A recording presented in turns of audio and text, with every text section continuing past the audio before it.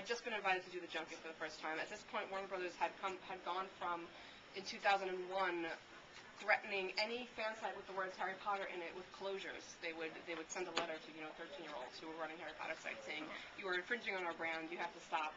And it was really a matter of A, B, and C not knowing what D was doing. It was the lawyers who that was their job, and then the higher-ups not having realized but not put into action anything to protect the Harry Potter brand yet, going, wait, don't send letters to these 13-year-olds. Too late, it had already hit the news. And the big thing called Potter War was born. They'd really just started to back off that. It was late 2002, and they invited Leakey as the first people to ever cover a Harry Potter junket from the fans. Somehow, miraculously, I got the morning off work the day of the junket. Most likely because Denise, my boss, wasn't in that day.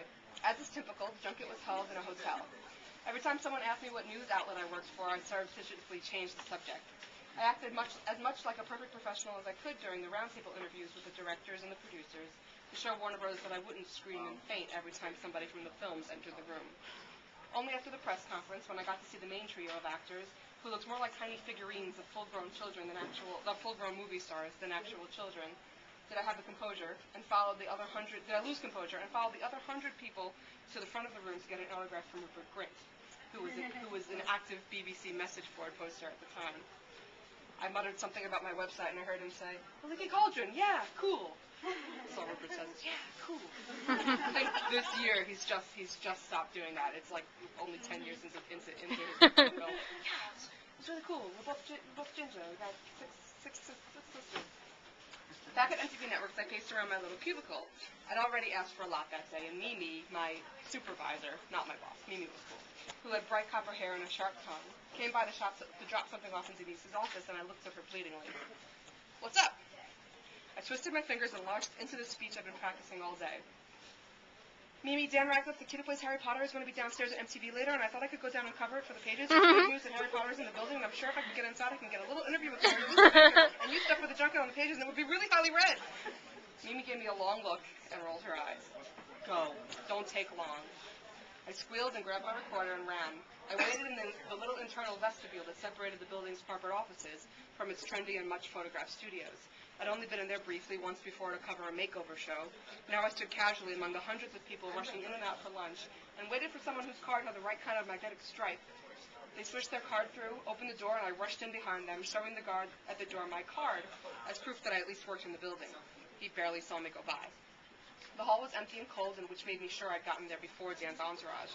The green room was welcome, empty, open, with just one publicity lady from MTV Network sitting inside. We knew each other, and I hurriedly confessed that I was ostensibly there trying to get an interview for the pages, but I had really sneaked in to try and meet Daniel Radcliffe. She laughed. She said she thought my interview for the pages was a great idea, and let me stay. An hour later, I was sure I'd made a mistake. How long could it possibly take to get Daniel there, and at this rate, would I still have a job by the time he showed up? People kept trickling in, and soon I was one of 10 or 11 others in the green room, including some band with weirdly colored hair about whom I knew nothing and didn't much care. I stepped out of the green room to give them wide berth. At the end of the hallway, the door swung open once more, and I almost didn't even look to see who it was. So many people had come in and had not been Daniel that I didn't even expect to see him anymore. However, the sound that came through the door wasn't of one pair of feet. It sounded like a regiment. I looked up to see a diamond formation of huge, black-suited bodyguards talking into earphones and looking all around them, and at the head of the pack, looking like a child king, was Daniel. He walked through as though alone and whooshed past me and into the green room. I figured it was over, that I'd never get a chance to meet him now. But to my amazement, none of the guards gave me a second glance as I re-entered the green room. Inside, Dan was sipping his soda and pulling at the cuffs of his oversized jean jacket, once in a while scratching the back of his head. I didn't dare go near him. My press lady friend and I stood in a corner and tried to look like we weren't staring. I gathered my courage. No sense coming this far and getting nowhere. There was a distinguished-looking gray-haired man getting coffee from a table who looked important. I carefully approached him and introduced myself, and when I got to the part about the Leaky Cauldron, I do that in my spare time, but I work here upstairs at MTV, I said. To my surprise, that was the less important part of the sentence, because the man to whom I was talking brightened and extended his hand. The Leaky Cauldron, we read that site all the time. I'm Alan, Dan's father. My hand moved to his very slowly. Thank you, he went on. Thank you for treating my son with respect. We appreciate it. You guys do a great job. I looked back at my publicist friend, irrationally expecting her face to reveal that this had been some elaborate practical joke, but she wasn't even looking at me. I turned back and stammered out a thank you in return and searched Alan's face, finding only kindness and genuine appreciation.